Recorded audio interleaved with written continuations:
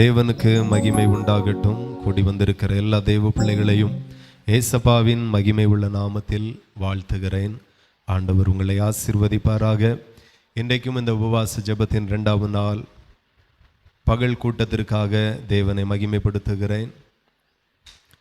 இன்றைக்கும் நீங்கள் ஜெபித்த ஜெபங்களுக்கும் அறிக்கை பண்ணின விசுவாச அறிக்கைக்கும் நிச்சயமாய் ஆண்டவர் பெரிய காரியத்தை செய்வார். கர்த்தருடைய நாமத்திற்கு மகிமை உண்டாகட்டும். இரவு நடக்கிற கூட்டங்களிலேயும் முடிந்தளவு பங்கெடுப்போம். இந்த வாரம் முழுவதும் நடக்கிற உபவாச ஜெபத்தில் நம்முடைய வாழ்க்கையே கர்த்தர் மாற்றப் போகிறார். சூழ்நிலைகளை கர்த்தர் மாற்றி தரப்போகிறார். அவருக்கு முன்பதாக அமர்ந்திருப்போம். அவர் நமக்கு முன்பதாக பெரிய காரியங்களை செய்து அவர் நம்மை மகிழ பண்ணுவார். தேவனுக்கு மகிமை உண்டாகட்டும். இன்றைக்கும் உபவாசத்தை குறித்து ஒரு சில காரியத்தை வேதத்தில் இருந்து நாம் தியானித்து இந்த பகல் கூட்டத்தை நாம் நிறைவு செய்ய போகிறோம். எல்லாரும் எடுத்துக்கொள்ளலாம். 1 ராஜாக்கள் 21வது அதிகாரம் பக்கம் 461 வேதத்தின் முதல் பகுதி. 1 ராஜாக்கள் 21:27. ஆகாப் இந்த வார்த்தைகளை கேட்டபோது தன் வஸ்திரங்களை கிழித்து தன் சரீரத்தின் மேல் ரெட்டை பொறுத்து கொண்டு உபவாசம் பண்ணி ரெட்டிலே படுத்து தாழ்மையாய் நடந்து கொண்டான். அல்லேலூயா. இந்த இடத்தில் ஆகாப் ராஜாவினுடைய உபவாசத்தை நாம் தியானிக்க போகிறோம். ஆகாப் ராஜாவினுடைய உபவாசம், அவர் எதற்காக உபவாசிக்கிறார் அப்படி என்று பார்த்தால், கர்த்தர் அவர் மேலே வரப்போகிற கர்த்தருடைய நியாய தீர்ப்பு, கர்த்தருடைய சாபம், கர்த்தருடைய மகாபெரிய தண்டனை அவர் மேலே இருந்தது. கர்த்தர் அதை செய்வேன் என்று தீர்க்கதரிசி மூலமாக எச்சரித்தார். இந்த ஆகாப் ராஜா செய்த செயல் மிக கொடூரமானது. நாபோத்தினுடைய தோட்டத்தை இச்சித்து விரும்பி அதை அவரிடத்தில் போய் கேட்டார். அவர், இது என்னுடைய பிதாக்களுடைய சுதந்திரம், நான் யாருக்கும் கொடுக்கிறதாக இல்லை, நான் இதை விற்க மாட்டேன் என்று சொன்னதுனால இந்த ஆகாப் ராஜாவினுடைய மனைவி யோசேபேல் ஒரு ஆலோசனையை கொடுக்கிறாள். இந்த நாபோத்துக்கு விரோதமான சில சதி திட்டங்களை இவள் முன்னெடுக்கிறாள். ராஜாவையும் தேவனையும் தூசிக்கிறதை நாங்கள் கேட்டோம், நிந்தித்ததை கேட்டோம் என்று சொல்லி 2 சாட்சிகளை எழும்ப பண்ணினாள். அப்படியே அவர்கள் சாட்சி சொல்லும்போது இந்த நாபோத்தை கல்லெறிந்து கொண்டார்கள். இவன் செத்து போனான். அதுக்கு பிறகு இவனுடைய தோட்டத்தை ஆகாப் ராஜா எடுத்துக்கொண்டான். இவ்வளோ மோசமான ஒரு செயல் நிமித்தமாக ஆகாப் ராஜாவின் மேலே கர்த்தருடைய சாபம் வந்தது. கர்த்தர் இவனை குறித்து தீர்க்கதரிசி மூலமாய் பேசினார். இதை கேட்ட அந்த ஆகாப் ராஜா அவன் என்ன செய்கிறான் என்றால், தன் வஸ்திரத்தை கிழிக்கிறான். ராஜாக்களுக்கு விலை உயர்ந்த வஸ்திரம் உண்டு, மேன்மையான வஸ்திரம் உண்டு, ராஜரீகமான வஸ்திரம் உண்டு. அதை கிழித்து சாதாரண ஒரு ரெட்டை உடுத்தி போர்த்து கொண்டான். அந்த ரெட்டு அப்படிங்கிறது சாதாரணமாக தரையில் விரித்து படுக்கவும் செய்யலாம், போர்த்து கொள்ளவும் செய்யலாம். அந்த மாதிரி ஒரு சாதாரண ஒரு வஸ்திரத்தை ராஜா போர்த்து கொண்டு ஆண்டவருக்கு முன்பதாக உபவாசம் பண்ணி அதே ரெட்டிலை படுத்து தாழ்மையாய் நடந்து கொண்டான் என்கிறதை வாசிக்கிறோம். நம்முடைய தேவன் எப்படிப்பட்டவர் என்றால், அவர் சொன்னா செய்து முடிப்பார். அவர் வார்த்தையில் உண்மை உள்ளவர். எப்போதுமே நாம் என்ன நினைக்கணும்னா, நம்ம சொன்னதை நிறைவேற்றி கொடுத்துடணும், சொன்னதை செஞ்சிடணும் அப்படிங்கிற சாதாரண ஒரு மனுஷனாகி நாமளே அப்படி விரும்புகிறோம். அப்போ ஆண்டவருக்கும் அந்த எண்ணம் இருக்கும். நான் ஆகாப் ராஜா மேலே சொன்ன தீங்கை நான் நிச்சயமாய் செய்வேன் என்கிற ஒரு வைராக்கியமும் அவருக்குள்ள இருந்திருக்கும். ஆனால் ஆண்டவர் செய்ய போகிறதை ஆகாப் ராஜாவுக்கு அறிவித்த உடனே ஆகாப் தன்னை தாழ்த்துகிறான். வஸ்திரத்தில் தாழ்மையை கொண்டு வந்தான், செயலில் வாழ்க்கையில் தாழ்மையை கொண்டு வந்தான். அதோடு நிறுத்தி கொள்ளாமல் உபவாசித்து தன்மேல வர இருக்கிற சாபத்திற்காய் தேவனுக்கு முன்பதாக உபவாசித்து தாழ்மையாய் நடந்து கொண்டார். இன்றைக்கு நாம் என்ன தியானிக்க போகிறோம் அப்படின்னா, உபவாசமும் தாழ்மையும். உபவாசம் மட்டும் இருக்கு, தாழ்மை இல்லைனாலும் கிரியை நடக்காது. தாழ்மை இருக்கு, உபவாசம் இல்லை அப்படின்னாலும் கிரியை நடக்காது. நம்முடைய உபவாசத்தில் ரெண்டும் இருக்கட்டும். உபவாசத்தின் நாட்களில் நாம் நம்மை இன்னும் எந்தெந்த காரியத்திலெல்லாம் நாம் இறங்கி வர வேண்டியது இருக்கிறதோ இறங்கி வருவோம். உபவாசத்தை ஆண்டவர் பார்க்கிறார். ஆகாப் ராஜா உபவாசிக்கிறான், தன்னை தாழ்த்துகிறான், தேவனுக்கு முன்பதாக தாழ்மையாய் நடந்து கொள்ளுகிறான். எப்போதுமே பார்த்தீங்கன்னா உபவாசமும் தாழ்மையும் கர்த்தரை திரும்பி பார்க்க வைக்கிறது. அல்லேலூயா. நான் உபவாசத்தோடு நடக்கும்போது கர்த்தர் என்னை பார்க்காமல் இருக்கவே முடியாது. நான் உபவாசிக்கும் போது கர்த்தர் என்னை பார்க்கிறார். நான் உபவாசத்தில் தாழ்மையாக இருக்கிறதை கர்த்தர் பார்க்கிறார். ஸோ உபவாச நாட்களில் புசியாமலும் குடியாமலும் மாத்திரம் இல்லாமல் உபவாசத்தின் நாட்களில் நம்ம எவ்வளோ தாழ்த்த முடியுமோ அவ்வளோ கர்த்தர் பார்க்கிற வண்ணமாக கர்த்தருக்கு முன்பதாக பேச்சுகளில் தாழ்மையை கொண்டு வாருங்க, வஸ்திரத்தில் கூட தாழ்மையை கொண்டு வாருங்க, செயல்களில் கூட தாழ்மையை கொண்டு வாருங்க, கிரியைகளில் ரொம்ப தாழ்மையை கொண்டு வாருங்க. ஆண்டவரை இதெல்லாம் நாம் செய்யும்போது கர்த்தர் நம்மை திரும்பி பார்ப்பார். ஒரு பெரிய பாவிதான் ஆகாப் ராஜா, தேவனால மன்னிக்கவே முடியாது அந்த நிலையில இருக்கிறான். ஆனா தான் மதியீனமாய் செய்ததை தேவனுடைய எச்சரிப்பு நிமித்தமாக அந்த ராஜா மனம் திரும்பி தேவனுக்கு முன்பதாக உபவாசிக்கிறான். உபவாசிக்கும் போது நான் சொல்லுவேன், அற்புதம் நடக்கும், அதிசயம் நடக்கும், வியாதிகள் சுகமாகும், பிசாசுகள் ஓடும், பல காரியங்கள் நமக்குள்ளாய் நடக்கும். அதே போல இந்த உபவாசத்தில் நாம் தாழ்மையாய் உபவாசிப்போமே ஆனால், நாம் நம்மளை தாழ்த்துவோமேயானால், உபவாசத்தில் அற்புதம் மாத்திரம் அல்ல, உபவாசத்தில் பாவ மன்னிப்பு நமக்கு கிடைக்கும். அல்லேலூயா. கர்த்தர் ஆகாப் ராஜாவினுடைய பாவத்தை மன்னித்தார். நான் சொல்லுகிறேன், நாம தேவனுக்கு முன்பதாய் உபவாசித்து தாழ்மையாய் நடப்போமே ஆனால், நம்மேல வர இருந்த பயங்கரமான சாபம் தேவனால மன்னிக்கப்பட்டு தேவ தயவினால் அது ஒரு தலைமுறை தாண்டி போகுது. நம்மேல வர வேண்டிய சாபம் அடுத்த 50 வருஷத்துக்கு 100 வருஷத்துக்கு நம்மை விட்டு அகன்று போகிறது. ஸோ உபவாசம் நல்லது.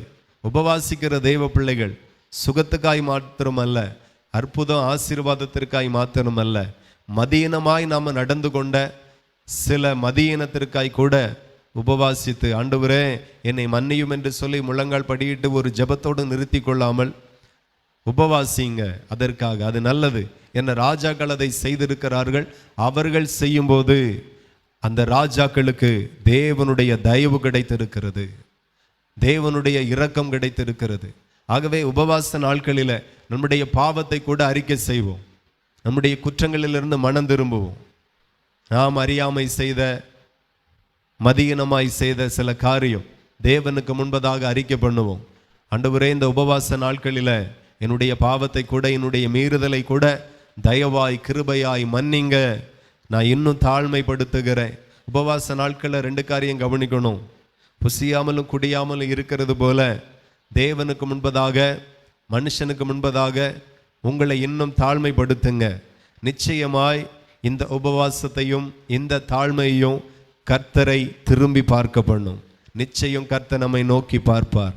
அல்லேலூயா.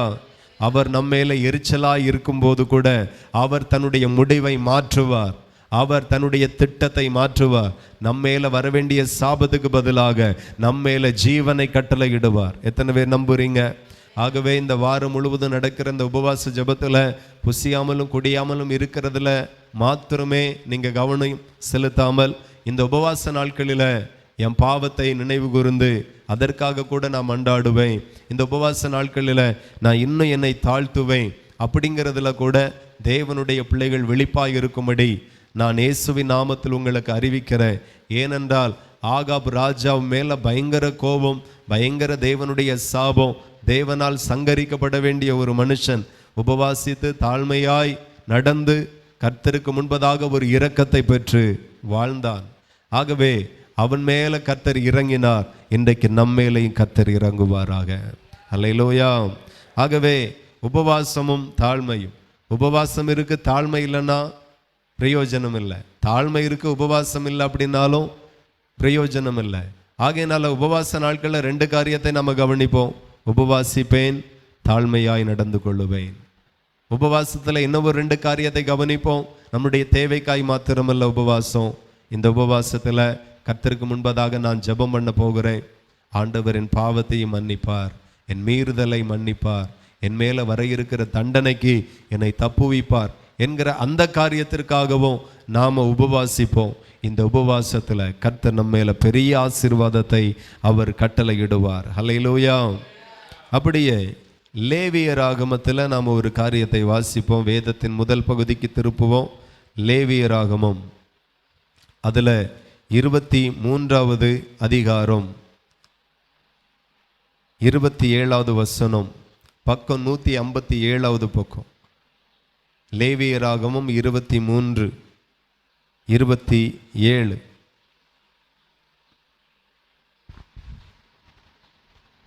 அந்த 7ஆம் மாதம் 10ஆம் தேதி உங்களுக்கு பாவ நிவர்த்தி செய்யும் நாளும் சபை கூடும் பரிசுத்த நாளுமாய் இருப்பதாக.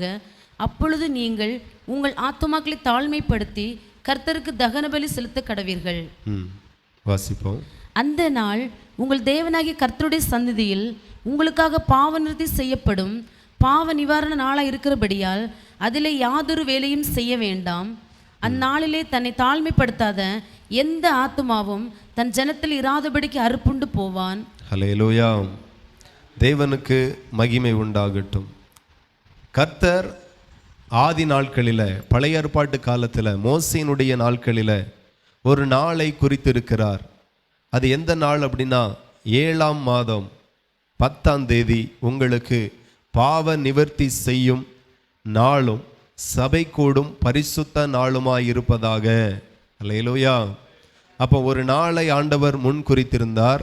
அன்றைக்கு அது பாவ நிவர்த்தி செய்யக்கூடிய நாளாக. பார்த்திங்கன்னா நம்முடைய பாவங்கள், நம்முடைய மீறுதல்களை நாம் இதில் என்ன இருக்குது அப்படிங்கிற ஒரு துணிகரை நமக்குள்ளாய் வரவே கூடாது. அல்லேலூயா. ஒரு மனுஷனுக்கு முன்பதாக சில நேரம் தவறாக பேசினா கூட இதில் என்ன இருக்குது அப்படின்னு போயிடக்கூடாது. சில நேரம் அந்த நபரிடத்தில் ஒப்புரவாகிடணும், மன்னிச்சிருங்கன்னு சொல்லிடணும். அது ரொம்ப நல்லது. அதுக்கு பிறகு அதோடு முடியாமல், ஏன்னா மனுஷன் நமக்கு என்ன செய்வான் அப்படின்னா, மனுஷன் நமக்கு ஒன்றுமே செய்ய முடியாது. ஆனால் கர்த்தர் நமக்கு எல்லாவற்றையும் செய்ய வல்லவராக இருக்கிறார்.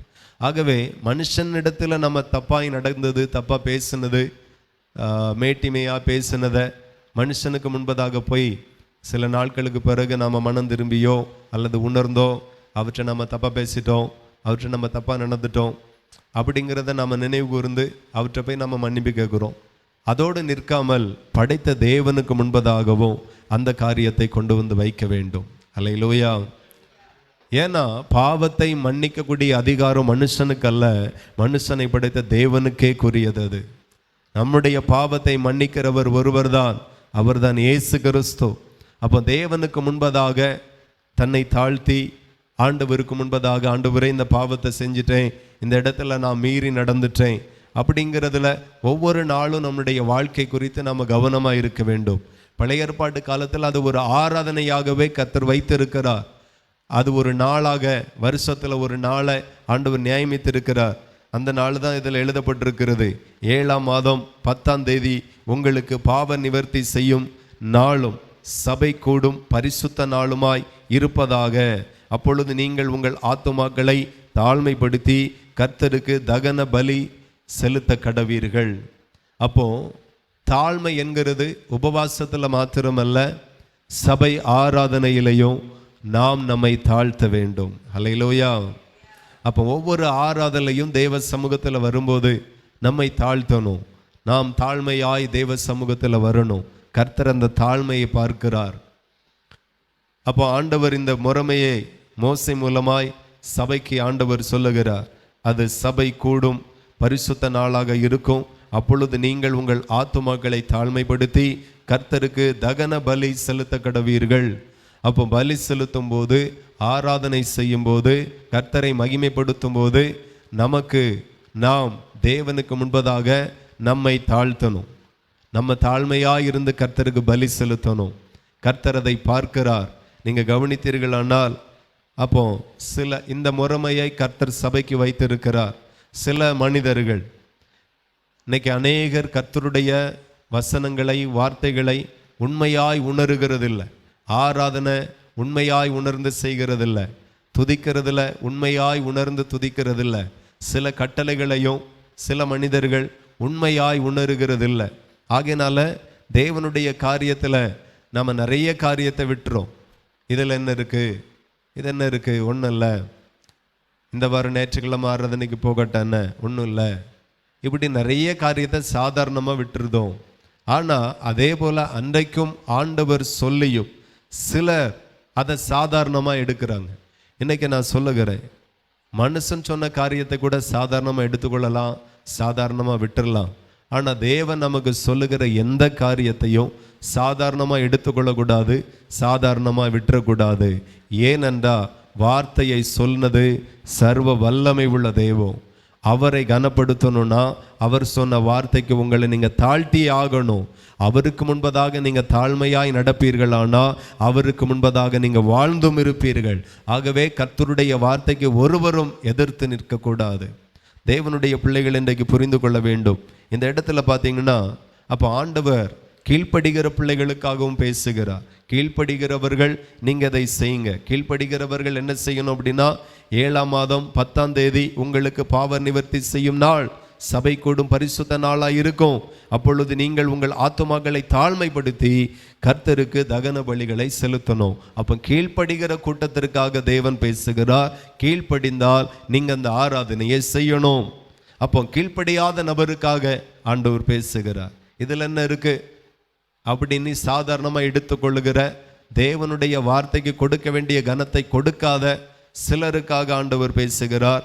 அந்த நாள் உங்கள் தேவனாகிய கர்த்தருடைய சன்னதியில் உங்களுக்காக பாவ நிவர்த்தி செய்யப்படும் பாவ நிவாரண நாளாய் இருக்கிறபடியால் அதில் யாதொரு வேலையும் செய்ய வேண்டாம். அல்லேலூயா. பொதுவாகவே பார்த்தீங்கன்னா ஆண்டவர் ஓய்வு நாளாக இருக்கட்டும், பாவ நிவர்த்தி நாளாக இருக்கட்டும், அந்த நாளெல்லாம் ரொம்ப மனுஷன் கனப்படுத்தி இது எனக்காக தந்த நாள், என் பாவத்தில் இருந்து நான் மன்னிப்பை பெற்றுக்கொள்ளக்காக கர்த்தர் ஏற்படுத்தின நாள், ஒரு ஓய்வு நாளாக இருக்கட்டும். ஆண்டவர் கட்டளை இது, இன்னைக்கு நான் ஓய்ந்து இருக்கணும், அன்னைக்கு என் சொந்த வேலையை செய்யக்கூடாது, அன்னைக்கு சொந்த காரியத்தை பார்க்கக்கூடாது, கர்த்தர் இந்த நாளில் ஓய்ந்து இருக்கும்படி சொல்லியிருக்கிறார். பொதுவாகவே ஆண்டவரை ஆராதிக்கிற நாள் அப்படின்னா அன்னைக்கு லீவு போட்டுருணும். அல்லேலூயா. நம்முடைய கடமைக்கு, நம்முடைய வேலைக்கு, நம்முடைய பொறுப்புக்கு எல்லாத்துக்கும் அன்னைக்கு லீவு. ஆகையினால தான் உபவாசம் என்று சொல்லி தன்னுடைய சொந்த வேலையை செய்யக்கூடாது என்று ஆண்டவர் சொல்லுகிறார். உபவாசமா அன்னைக்கு எந்த வேலையும் செய்யக்கூடாது. உபவாசமாக இருந்து நம்ம வேலையை ஒதுக்கி வச்சுட்டு நம்ம காரியத்துக்கெல்லாம் லீவு விட்டுட்டு ஆண்டவருக்கு முன்பதாக வந்துடணும். இது காலப்போக்கில் அப்படியே மாறிற்று. ஆனால் ஆண்டவர் எல்லாத்துக்கும் ஒரு திட்டம், ஒரு ரூல்ஸ் ஆண்டவர் வைத்திருக்கிறார். இந்த இடத்துல நீங்கள் பார்த்தீங்கன்னா அவர் சொல்லுகிறார், அந்த நாள் 28வது வசனம், லேவியராகமம் 23:28, அந்த நாள் உங்கள் தேவனாகிய கர்த்தருடைய சந்நிதியில் உங்களுக்காக பாவ நிவர்த்தி செய்யப்படும் பாவ நிவாரண நாளாக இருக்கிறபடியால் அதில் யாதொரு வேலையும் நீங்கள் செய்ய வேண்டாம். அல்லேலூயா.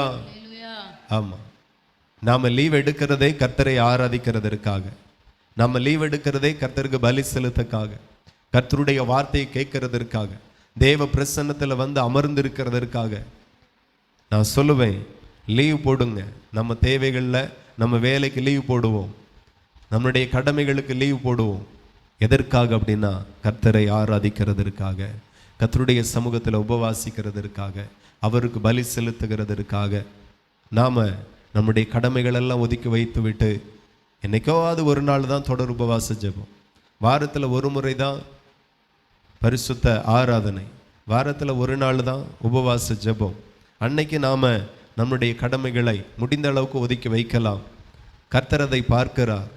அப்போ கீழ்ப்படுகிறவர்கள் இதை செய்வார்கள், கீழ்ப்படியாதவர்களுக்காகவும் ஆண்டவர் சொல்ல மறக்கவே இல்லை. அந்நாளிலே ஒரு ஆத்துமா யாதொரு வேலையும் செய்தால் அந்த ஆத்துமாவை அவன் ஜனத்தின் நடுவிலே வைக்காமல் அழிப்பேன் என்று ஆண்டவர் பழைய ஏற்பாட்டு காலத்தில் மிக தெளிவாக கடினமாக சொல்லுகிறார். அல்லேலூயா. அப்போ தேவனுக்கு முன்பதாக தாழ்த்தாம இருக்கக்கூடாது. சிலர் நிறைய பாவம் செய்வாங்க, நிறைய மீறுதல் செய்திருப்பாங்க, தேவ கட்டளைகளில் நிறைய கை கொள்ள மாட்டாங்க, ஆனாலும் துணிகரும் இதில் என்ன இருக்கு அப்படின்னு நினைக்கிறதே இல்லை. கர்த்தருடைய வார்த்தையை மீறி நடந்தாலும் நினைக்கிறதே இல்லை அதை குறித்து. கர்த்தருடைய வசனத்திற்கு மீறி நடந்தாலும் அதை குறித்து இதில் என்ன இருக்கு அப்படிங்கிற மாதிரியே. நான் சொல்லுகிறேன், கர்த்தருடைய வார்த்தையை கை கொண்டு நடப்புமே ஆனால் தலைமுறையும் ஆசீர்வாதமாக இருக்கும். ஆனால் கர்த்தருடைய வார்த்தைக்கு மீறி நம்மளால நடந்தால் நம்மளுடைய நாட்களில் நாம் காண வேண்டிய எந்த நன்மையும் காண முடியாமல் போயிடும். வாழ வைக்கிறவரும் அழிக்கிறவதும் கர்த்தரே. அவர் நம்மை வாழ வைக்கிறவர், வாழ வைத்து அழகு பார்க்கிறவர். அவர் உருவாக்கவும் அழிக்கவும் அதிகாரம் படைத்தவர். அவரிடத்தில் நம்ம விளையாட்டாக இருக்கக்கூடாது. அவருடைய காரியத்தை நம்ம சாதாரணமாக எடுத்துக்கக்கூடாது. அவருக்கு முன்பதாக பயந்து நடுங்குமே ஆனால் தாழ்மைப்படுவோம், உபவாசிப்போம், பலி செலுத்துவோம், சபை கூடு வருகிறதை விட்டு விடாதிருப்போம், அவருடைய சமூகத்தில் பயத்தோடு கடந்து வருவோம். நம்ம எதையாகிலும் மீறிட்டோன்னா அதையும் ஞாபகத்தில் வைத்து மனுஷனுக்கு முன்பதாக சொல்கிறோமோ இல்லையோ கர்த்தருக்கு முன்பதாக சொல்லி, ஆண்டவரே இந்த உபவாச ஜெபத்தில் இந்த இடத்துல நான் மீறிட்டேன், தயவு செய்து நான் மன்னிச்சிருங்க அப்படின்னு பயப்படுகிறவர்கள் கேட்பார்கள். அல்லேலூயா. மன்னிக்கிற தெய்வம் இந்த இடத்துல இருக்கிறார். உபவாச நாட்களில் தாழ்மைப்படுகிறதோடு பாவ அறிக்கையும் செய்யுங்க. கர்த்தர் உங்கள் பாவத்திற்காக இறங்கட்டும், கர்த்தர் உங்கள் மீறுதலுக்காக இறங்கட்டும். யாருக்கு தெரியும், சில மீறுதல் நிமித்தமாக நமக்கு வர வேண்டிய ஆசீர்வாதம் கடைசி வரைக்கும் வராமல் தடைபட்டு கிடக்கும். நமக்கு வர வேண்டிய நன்மை நம்முடைய மீறுதல் நிமித்தமாய் கடைசி வரைக்கும் அது தடைபட்டு கிடக்கும். இந்த உபவாச நாட்களில் உபவாசத்தோடு கூட புசியாமல் குடியாமல் இருக்கிற இந்த நிலைமையில உங்களை தாழ்மைப்படுத்துங்க. அதோடு கூட சில மீறுதல் இருக்குமையானால் ஞாபகப்படுத்தி மன்னிக்கிற ஒரு தேவன் இருக்கிறார். அல்லேலூயா. அவர் தண்டிக்கிறவர் மாத்திரமல்ல, உன்னை தண்டனைக்கும் தப்புவிக்க வல்லவராய் கூட இருக்கிறார். அவர் மன்னிச்சார். அவர் மன்னிச்ச பிள்ளைகளை மறுபடியும் ஒரு மனுஷன் வந்து தண்டனைக்குள்ளாய் தள்ளக்கு எவனுக்கும் அதிகாரம் கிடையாது. ஏனென்றால் மன்னிக்கிற அதிகாரம் இயேசு கிறிஸ்துக்கு மட்டுமே உண்டு. அவர் மன்னித்துட்டால் உங்க பாவம் மன்னிக்கப்படும். அதுக்கு பிறகு தண்டனை கிடையாது. அல்லேலூயா. ஒரு மனுஷனை குற்றவாளின்னு சொல்லி தீர்க்கிறது கோர்ட்டு தான். கோர்ட்டு ஒரு மனுஷனுக்கு மரண தண்டனை அப்படின்னு சொல்லிட்டுனா அதுக்கு பிறகு அந்த மனுஷனை தப்புவிக்கிற அதிகாரம் யாருக்கும் கிடையாது. அல்லேலூயா. ஆமாம், யாரும் அவனை தப்புவிக்க முடியாது. என்ன ஜனாதிபதிக்கு லெட்டர் எழுதலாம், அப்படி எழுதினாலும் எல்லாருக்கும் அந்த மன்னிப்பு கிடைக்கிறது இல்லை. ஸோ கோர்ட்டு முடிவு பண்ணிச்சுட்டுனா அதுக்கு பிறகு எந்த பிரதமராலையும் அது முடியாது. ஆகையினால நமக்கு ஒரு அழகான தேவன் இருக்கிறார். அவர் சர்வ அதிகாரம் படைத்தவர், நம்முடைய பாவத்தை மன்னிக்கிறவர், நம்முடைய பாவத்திற்காக பலியானவர் மாத்திரமல்ல, நம்முடைய பாவத்தை கழுவி சுத்திகரித்து நீதிமான்களாய் மாற்றுகிறவர் மாத்திரமல்ல, நம்முடைய பாவத்தை இன்றைக்கு மன்னிக்கிறவர். ஆகவே நம்ம அவருக்கு முன்பதாக தாழ்மைப்பட்டு, ஆண்டவரே இந்த ஒரு பாவத்தை கூட தயவு செய்து மன்னிச்சிருங்க அப்படின்னு உங்களை தாழ்மைப்படுத்தி பாருங்க. இன்னைக்கு நம்ம மேல வர இருக்கிற ஆசீர்வாதம் இன்றைக்கே வரும். அல்லேலூயா. அப்போ கீழ்ப்படியாதவர்களை குறித்து இப்படியெல்லாம் சொல்லுகிறார். அந்த ஆத்துமாவை ஸ்தோத்திரம், அந்நாளிலே ஒரு ஆத்துமா யாதொரு வேலையும் செய்தால் அந்த ஆத்துமாவை அவன் ஜனத்தின் நடுவிலே வைக்காமல் அழிப்பேன். அதில் நீங்கள் எந்த வேலையும் செய்யாதிருப்பது உங்கள் வாசஸ்தலங்களிலெல்லாம் உங்கள் தலைமுறை தோறும் சொல்ல வேண்டிய நித்திய கட்டளை என்று கூட ஆண்டவர் இந்த காரியத்தை வைக்கிறார். அப்போ ஆண்டவருக்காக ஒரு ஆராதனை, ஒரு பலியை செலுத்த வரும்போது ரொம்ப தாழ்மையாய் வர வேண்டும். அடுத்தபடியாய் பார்த்தீங்கன்னா யாக்கோபுக்கு எழுதின நிருபம் வேதத்தில் கடைசி பக்கத்தில் இருக்கிறது. ஜீசஸ் யாக்கோபு 4ஆம் அதிகாரம் பக்கம் 315வது பக்கம் 315 வேதத்தின் கடைசியில் யாக்கோபு 4 8 வாசிப்போம். தேவனிடத்தில் சேருங்கள், அப்பொழுது அவர் உங்களிடத்தில் சேருவார். தேவனிடத்துல நீங்க முதல்ல சேரணும். முதல்ல ஆண்டவரிடத்துல நம்ம வரணும்.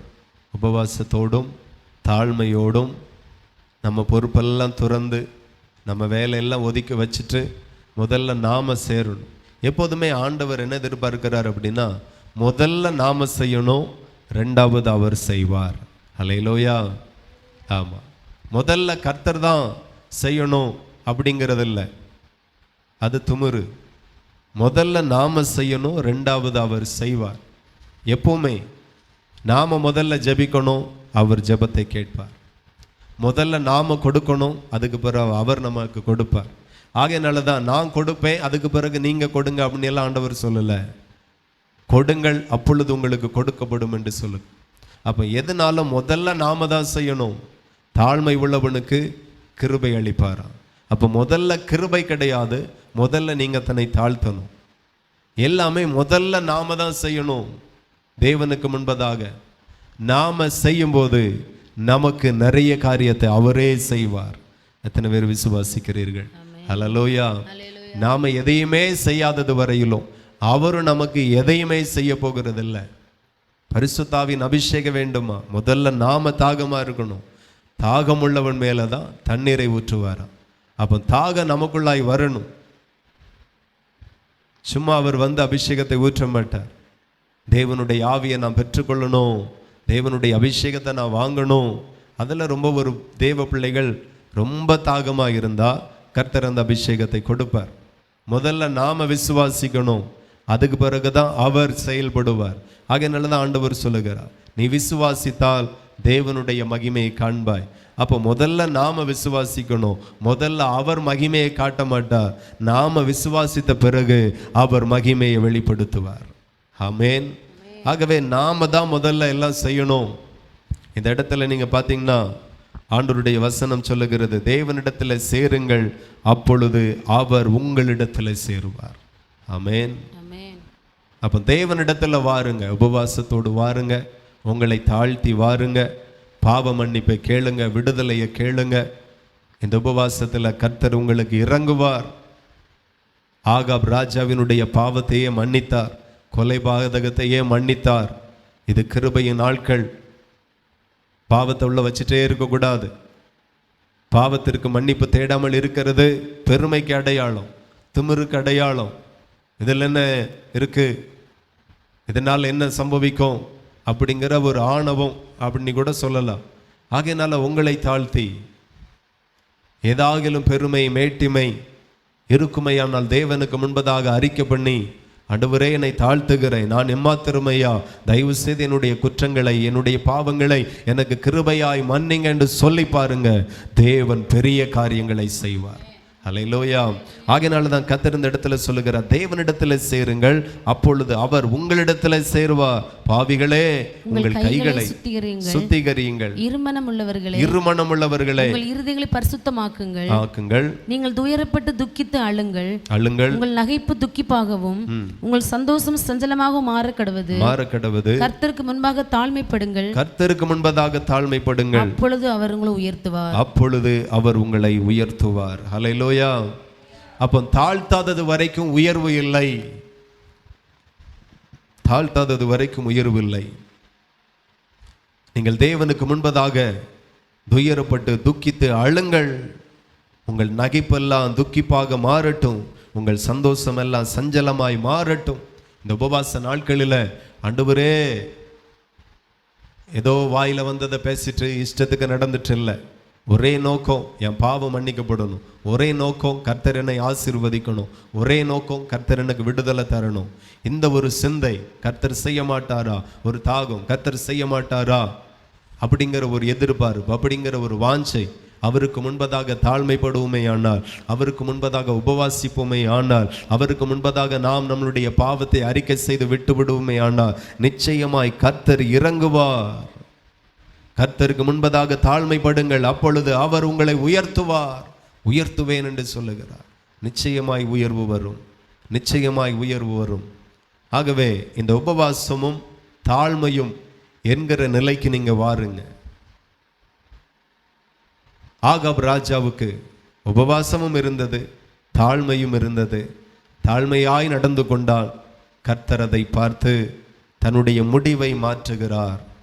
உபவாசமும் தாழ்மையும் கர்த்தரை திரும்பி பார்க்க வைத்தது, தன்னுடைய கோரமான முடிவை மாற்ற வைத்தது. தன் மேல வரவேண்டிய சாபத்தை ஒரு தலைமுறை வரைக்கும் தள்ளி போட்டது. ஆகவே தாழ்மை என்றைக்கும் தேவனுக்கு முன்பதாக தன்னை தாழ்த்துகிற அந்த தாழ்மைக்கு நிறைவான பலன் உண்டு. ஆகையினால உபவாசத்தோடு கூட தாழ்மையாய் நடந்து கொள்ளுங்கள். உபவாசத்தில் அநேக அற்புதத்திற்காய் ஜெபிக்கிறது மாத்திரம் அல்லாமல் தன்னுடைய பாவத்திற்காகவும் அறிக்கை பண்ணி ஜெபம் பண்ணுங்க. இந்த உபவாசம் உங்களுக்கு ஒரு வெற்றி உள்ள உபவாசமாக இருக்கும். உங்கள் அநேக சவால்களை வெற்றியாக மாற்றுகிற உபவாசமாக இருக்கும். அப்படி எல்லாரும் கண்களை மூடி ஜெபித்து நாம் இந்த உபவாசத்தின் பகல் கூட்டத்தை நாம் நிறைவு செய்வோம். கர்த்தர் நல்லவர். அன்புள்ள தகப்பனே, எங்கள் பரலோக பிதாவே, உம்மை துதிக்கிறோம். தேவனிடத்தில் சேருங்கள், அப்பொழுது அவர் உங்களிடத்தில் சேருவார். ஹல்லேலூயா. கர்த்தருக்கு முன்பதாக தாழ்மைப்படுங்கள், அப்பொழுது அவர் உங்களை உயர்த்துவார் என்று சொல்லப்பட்டிருக்கிறது. தேவனுக்கு முன்பதாக நீங்க எப்படி வந்திருக்கிறீர்கள், எப்படி அவருக்கு முன்பதாக சேர்ந்திருக்கிறீர்கள். ஆமென். ஹல்லேலூயா, ஹல்லேலூயா. பாவிகளே, உங்கள் கைகளை சுத்திகரியுங்கள். இருமனமுள்ளவர்களே, கர்த்தர் வேணும், பாவமும் வேணும். இப்படிப்பட்ட இரு மனதில் இருக்கிறவர்கள் இன்றைக்கு மனம் திரும்பணும், உங்களை சுத்திகரிக்க வேண்டும், உங்கள் இருதயங்களை பரிசுத்தப்படுத்தணும். ஹல்லேலூயா. இருதயத்தில் பரிசுத்தமும் இருக்கு, பாவமும் இருக்குமேயானா அதை கர்த்தர் அங்கீகரிக்க மாட்டார். இருமனம் உள்ளவர்களே, உங்கள் இருதயங்களை பரிசுத்தப்படுத்துங்கள் என்று கர்த்தர் சொல்லுகிறார். சோதரம் சோதரம் சோதரம். ஆமென். ஹல்லேலூயா. எல்லாரும் ஸ்தோத்திரம் பண்ணி துதியுங்கள். கர்த்தர் நல்லவர், நல்லவர், நல்லவர், நல்லவர். நீங்கள் துயரப்பட்டு துக்கித்து அழுங்கள். யாருக்கு தெரியும், என்றைக்கோ செய்த பாவம் இன்று வரையிலும் உங்க குடும்பத்தில் ஆசீர்வாதத்தை அது தடை பண்ணி கொண்டே இருக்கிறது. மன்னிக்கிறவருக்கு முன்பதாக நிற்கிறீர்கள். ஹல்லேலூயா. உங்களுக்காக அவர் தன்னுடைய வார்த்தையை மாற்றுவார். ஹல்லேலூயா. மன்னிச்சிருங்கப்பா, மன்னிச்சிருங்க. தெரியாம செய்துட்டேன், உணர்வு இல்லாம செஞ்சிட்டேன், மதியனமாய் செஞ்சிட்டேன், துணிகரமாய் செஞ்சிட்டேன். ஒரே ஒரு விஷயம் எனக்கு மன்னிங்க. இந்த உபவாசத்தில் என் பாவத்தை மன்னிங்க.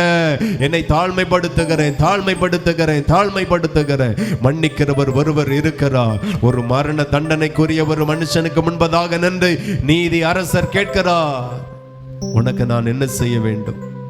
அவன் என்ன கேட்பான்? எனக்கு ஒரு விஷயம் மன்னிச்சு என்னை விட்டுருங்க, இந்த மரண தண்டனை வேண்டாம், நான் திருந்தி வாழுகிறேன். அப்படி ஒரு மரண தண்டனை கைதிக்கு முன்பதாக நின்று நீதி அரசர் கேட்பான். ஆனால் அவனுக்கு முன்பதாக அவன் அப்படிதான் கேட்பான். இன்றைக்கு நீதி செய்கிற தேவன் உங்களுக்கு முன்பதாக நிற்கிறார். உங்க பாவத்தை மன்னிக்கிற அதிகாரமுடையவரா இயேசு நிற்கிறார்.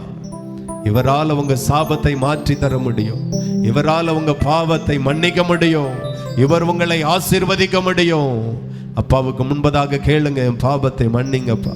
ஞான ஸ்நானம் எடுத்த பிறகு மன்னி, ஆண்டவரே பாவம் செய்துட்டேன், ஆண்டவரை அறிந்த பிறகும் பாவம் செய்துட்டேன், வசனத்தை கேட்ட பிறகு உணர்வில்லாம பாவம் செஞ்சுட்டேன், உங்களால மட்டும்தான் மன்னிக்க முடியும்.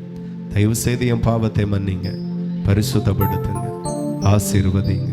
உங்க நாமும் தொடர்ந்து மகிமைப்படட்டும். வழி நடத்துங்கப்பா. ஆண்டவரே, உமக்கு முன்பதாக தன்னை தாழ்த்துகிற, பாவத்தை அறிக்கை செய்து விட்டு விடுகிற ஒவ்வொரு பேருக்கும் கர்த்தர் இறங்குவீராக, ஆசீர்வதிப்பீராக. இந்த வார்த்தையை ஆண்டவரே தூரத்திலிருந்து டிவி மூலமாய், செல்போன் மூலமாய் கவனிக்கிற ஒவ்வொரு பிள்ளைகளுக்கும் கர்த்தர் இறங்கும். அவருடைய பாவங்களையும் மன்னியும், ஆசீர்வதியும். இயேசுவின் நாமத்தில் ஜெபிக்கிறோம் ஜெபங்களும் நல்ல பிதாவே, ஆமென். ஆத்துமாவே கர்த்தரை ஸ்தோத்திரி, என் முழு உள்ளமே பரிசுத்த நாமத்தை ஸ்தோத்திரி. ஆத்துமாவே கர்த்தரை ஸ்தோத்திரி, கர்த்தர் செய்த சகல உபகாரங்களை மறவாதே. ஆமென். ஹல்லேலூயா.